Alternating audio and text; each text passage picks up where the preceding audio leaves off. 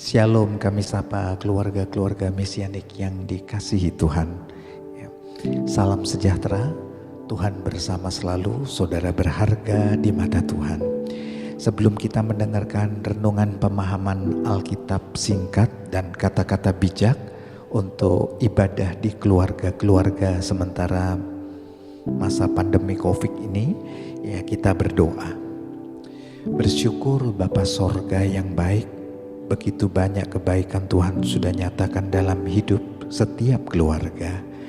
Pemeliharaan Tuhan, penjagaan, perlindungan, bahkan keajaiban dan mujizat telah Tuhan lakukan. Kami bersyukur di dalam nama Yesus Kristus penebus penyelamat kami. Amin. Tema pemahaman Alkitab atau Bible Study praktis dan kata-kata bijak saat ini, pelajaran berharga dari penderitaan COVID-19. Pelajaran berharga dari penderitaan COVID-19. Saudara bisa mempersiapkan Alkitab saudara dan mengikuti pemahaman Alkitab melalui media sosial ini. Sebagai pengantar untuk renungan Bible Study ini, pernahkah Anda bertanya-tanya, setiap pribadi ataupun keluarga, di manakah Allah di tengah-tengah penderitaan pandemi COVID-19 ini? Benarkah Tuhan campur tangan dalam situasi buruk ini dan akan menyelesaikannya? Ternyata hal ini juga menjadi pergumulan dan pertanyaan dari seorang yang setia, Ayub. Ayub adalah seorang laki-laki yang hidup di tanah Uz, hidup saleh, jujur, mengasihi Tuhan, menjauhi kejahatan, dan diberkati Tuhan kaya raya di wilayah timur, kata Alkitab. Ayub mengalami serangkaian ujian kehidupan, penderitaan. Ujian kehidupan di finansial, ekonomi yang terpuruk, di keluarga, mengalami kematian anak-anaknya karena bencana alam, kesehatan yang terpuruk, borok sekujur tubuhnya, dan lingkungan sosial yang beranggapan bahwa orang seperti Ayub dengan tekanan penderitaan yang bertubi-tubi yang dialami itu sebagai kutukan. Mari kita melihat Ayub pasal 23 ayat 8 sampai 10 sebagai ayat pemahaman Alkitab kita. Sesungguhnya kalau aku berjalan ke timur, Allah tidak di sana, atau ke barat tidak kudapati Allah di sana. Di utara ku cari Allah, ia pun tidak tampak. Aku berpaling ke selatan, aku pun tidak melihat dia. Seperti mirip dengan Mazmur Daud waktu Daud berkata, aku berjalan dalam lembah kekelaman, bayang-bayang kematian. Dalam pergumulan ini Ayub menetapkan hatinya di ayat yang ke-10, karena Tuhan tahu jalan hidupku, seandainya Tuhan menguji aku akan timbul seperti emas. Keluarga-keluarga umat mesianik yang dikasihi Tuhan, pemahaman Alkitab ini biar meneguhkan iman saudara di tengah penderitaan atau pergumulan-pergumulan saat ini. Sejak awal, saat bertubi-tubi penderitaan berat menimpa Ayub punya komitmen iman yang hebat.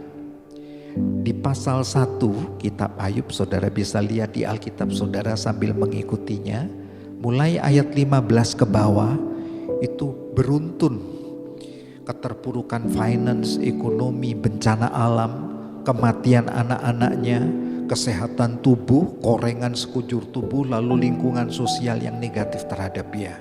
Namun Ayub berpegang teguh dan mempercayai Tuhan. Ayub berkata, Tuhan yang beri, Tuhan yang punya hak untuk ambil. Aku dilahirkan dari rahim ibuku, aku telanjang dan aku akan kembali pun dengan telanjang. Terpujilah nama Tuhan. Ayub pasal 1 ayat 20 dan 21. Indah bukan? Dari langkah awal berangkat dengan komitmen iman yang gigih.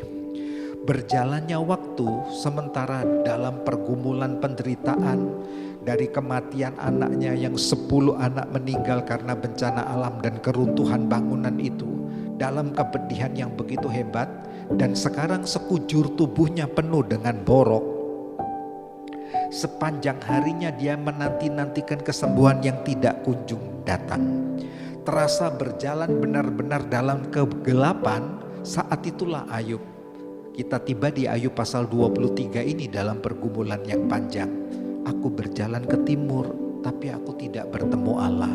Ke barat, ke utara, ke selatan, aku pun tidak melihat Tuhan. Kita pun bisa mengalami yang sama manakala penderitaan beruntun. Seakan-akan kita melihat pintu sorga dikunci. Allah, mengapa engkau berdiam diri? Ayub mengalami hal yang sama.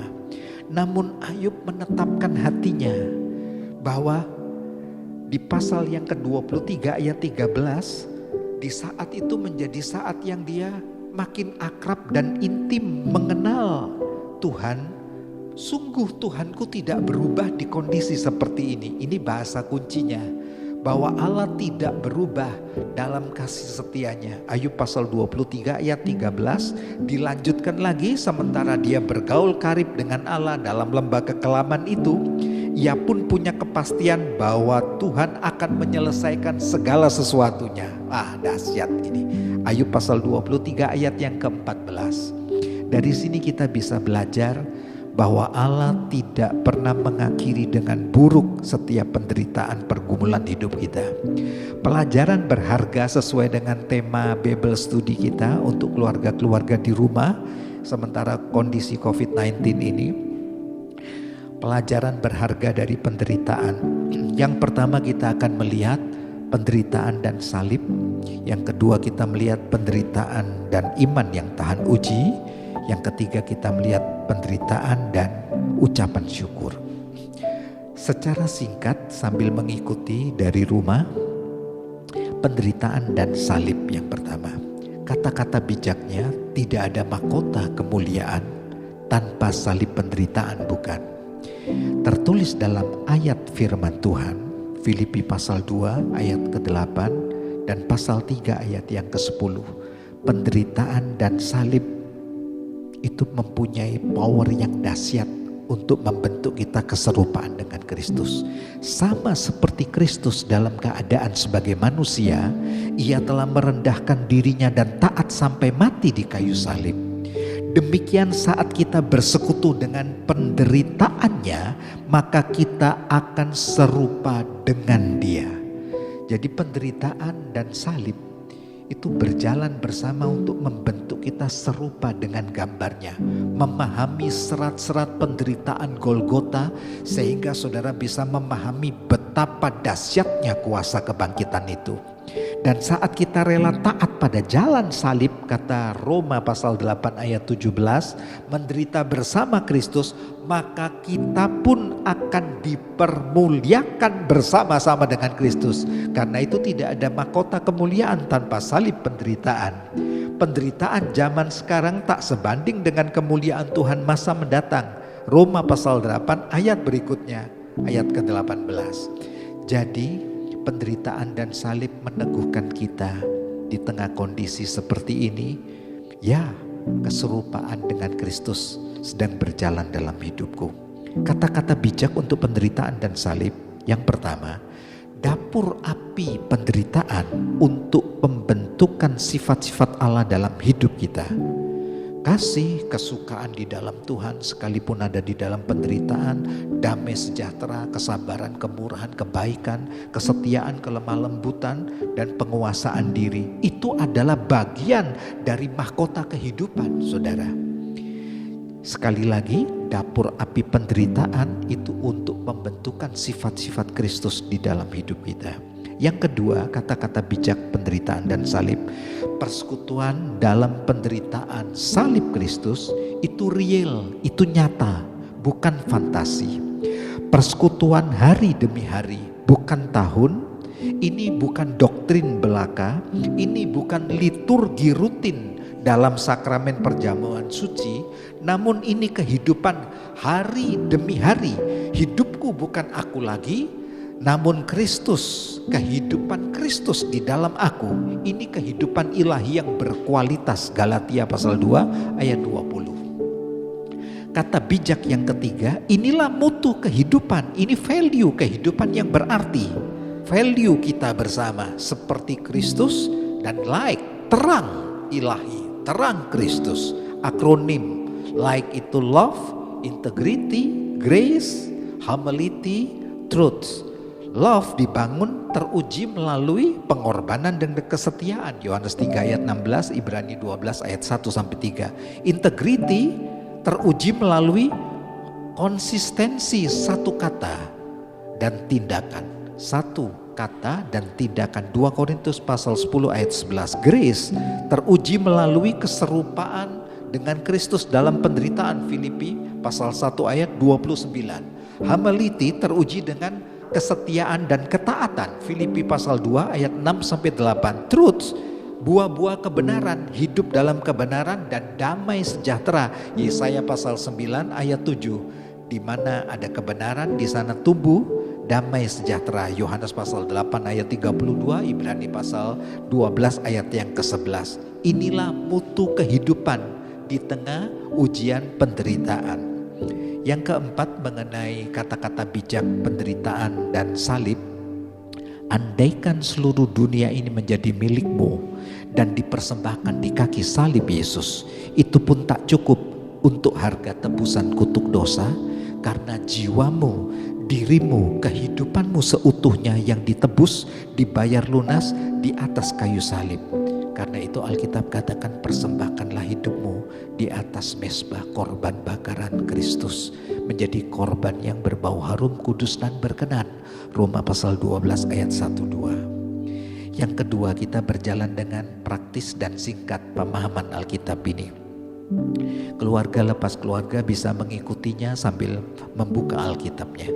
Penderitaan dan iman tahan uji. Kata-kata bijaknya demikian. Tahan uji, ketabahan, kesabaran, ketekunan, keteguhan hati, itu satu keluarga yang harmonis. Tertulis dalam firman Ibrani pasal 12 ayat yang ketiga, perihal penderitaan dan tahan uji ini. Ingatlah selalu Yesus Kristus. Ingatlah selalu akan Yesus Kristus yang tekun menanggung penderitaan dari orang-orang berdosa, supaya jangan kamu menjadi lemah dan putus asa. Bersukacitalah dalam pengharapan, sabar dalam kesesakan, tekun dalam doa-doamu. Roma pasal 12 ayat 12. Sabar, tahan uji ya dalam kesesakan. Tabah saat tekanan-tekanan berat dalam hidupmu. Sabar saat kehilangan yang berarti dalam hidupmu. Tekun saat jalan mendaki begitu sulit dan berat, dan tetap berharap dengan keyakinan yang pasti Tuhan menyelesaikan dalam damai sejahtera. Kata Alkitab dengan jelas, Abraham sekalipun tidak ada dasar untuk berharap, namun Abraham berharap juga dan percaya kepada Tuhan. Karena itu ia menjadi bapa untuk banyak bangsa. Roma pasal 4 ayat 18. Kata-kata bijak untuk penderitaan dan iman tahan uji ini, yang pertama, saudara-saudara, ada saat-saatnya roti dan air serba sedikit, namun Bapa sumber pemelihara tetap memperhatikan saudara. Waktu Alkitab katakan Ibrani pasal 13 ayat yang kelima, Aku Tuhan sekali-kali tidak akan membiarkan engkau, Aku sekali-kali tidak akan meninggalkan engkau. Dalam Alkitab salinan bahasa Indonesia ditulis hanya 2 kali, tidak akan membiarkan dan tidak akan meninggalkan engkau. Namun dalam Alkitab bahasa Yunani memakai 5 kata paduan, kata tidak, tidak akan dan tidak mungkin. Jadi kalau dibaca dalam Alkitab bahasa Yunani demikian saudara. Aku Tuhan tidak akan, tidak mungkin membiarkan engkau, juga tidak, tidak akan, tidak mungkin meninggalkan engkau. 5 paduan kata tidak ada di sana. Betapa dahsyatnya kalau Alkitab memberikan satu jaminan firman kehidupan ini, bahwa Allah yang menjadi jaminannya sendiri. Karena tidak terbatas kasih setia Tuhan, selayaknya tidak terbatas juga iman tahan uji kita, bukan?